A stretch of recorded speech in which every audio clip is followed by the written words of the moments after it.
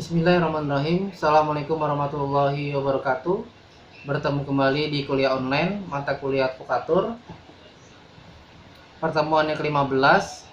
Kita sampai pada bagian ke-6. Selain itu, apabila dikaji lebih dalam surat dakwaan penuntut umum, ternyata bagian tertentu yang dihilangkan atau disembunyikan adalah bagian yang sangat merugikan posisi terdakwa. Dan sebaliknya, bagian tertentu yang ditambahkan penuntut umum adalah bagian yang menguntungkan posisi saksi Irwan Chandra. Sehingga perkara ini dengan yakinnya oleh penuntut umum dilanjutkan ke proses pelimpahan perkara ke Pengadilan Negeri Surabaya di Surabaya untuk disidangkan. Majelis hakim yang kami muliakan, rekan jaksa penuntut umum, serta hadirin sekalian yang terhormat, berdasarkan uraian kami di atas, surat dakwaan penuntut umum masih terlalu prematur.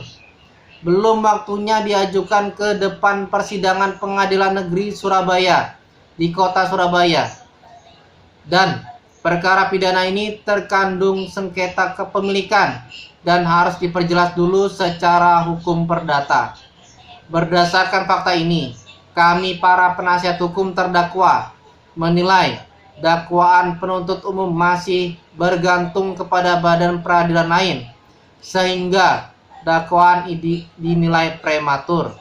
Karenanya, surat dakwaan penuntut umum sepantasnya dinyatakan tidak dapat diterima dan terdakwa harus lepas dari segala tuntutan hukum. Karena itu, kami sependapat dengan ahli hukum pidana Hunagels yang menyebutkan jangan menggunakan hukum pidana untuk mempidana perbuatan yang tidak jelas korbannya dan kerugiannya. Jika ada sengketa mengenai hak milik menjadi objek sengketa, di mana ada dua orang atau lebih sama-sama mengaku berhak, maka terlebih dahulu harus diselesaikan secara perdata hingga mendapatkan kekuatan hukum tetap, karena proses secara pidana merupakan upaya terakhir, ultimum remedium. Bahwa andai kata saksi Irwan Chandra merasa berhak atas objek tersebut, seharusnya yang bersangkutan menempuh jalur hukum perdata dengan mengajukan gugatan secara perdata, bukan dengan cara-cara melakukan perampasan kebebasan seseorang dengan menggunakan pedang aturan hukum pidana meskipun masih sangat kabur unsur pidananya. Bahwa hukum kita tetap memberikan perlindungan kepada seseorang yang menguasai akan sesuatu barang. Dalam hal ini jelas pihak saksi Irwan Chandra telah main hakim sendiri, karena tidak ada satu putusan pengadilan yang berkekuatan hukum tetap yang mengatakan tanah dan bangunan dalam perkara Akwo adalah miliknya. Padahal kita semua telah sepakat tindakan main hakim sendiri tidak dibenarkan dalam suatu masyarakat yang tertib dan teratur.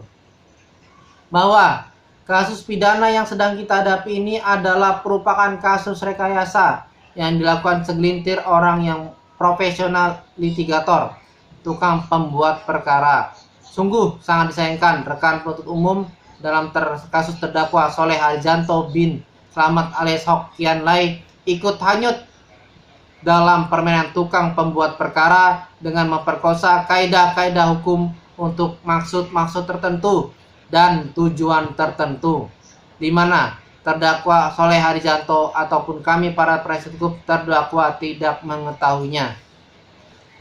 Majelis hakim yang kami muliakan, rekan jaksa penuntut umum, serta hadirin sekalian yang terhormat, kegagalan penegakan keadilan, miscarriage of justice, adalah merupakan persoalan universal dan aktual yang dihadapi hampir semua bangsa dalam menegakkan sistem peradilan pidananya.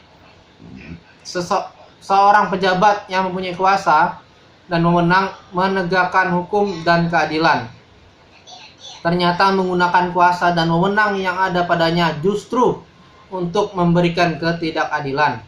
Seharusnya penuntut umum tidak mengeluarkan P21 menyatakan berkas lengkap dalam perkara ini karena saudara penuntut umum mengetahui dari awalnya kejadian perkara ini dan tidak perlu juga rekan penuntut umum melakukan penahanan atas diri terdakwa setelah berkas perkara dan barang bukti diserahkan kepada penuntut umum.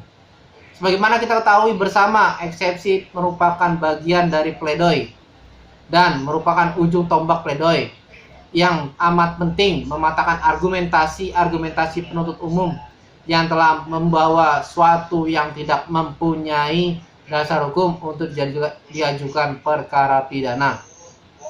Bukan rahasia lagi, banyak oknum penyidik menggunakan peradilan pidana sebagai alat untuk memuaskan rasa dendam terhadap seseorang yang tidak memenuhi keinginannya ataupun untuk mencapai tujuan-tujuan tertentu meski dengan cara pemaksaan perkara pidana tersebut. Cukup sekian untuk mata kuliah kita pada hari ini. Kita lanjutkan lagi pada bagian ke-7.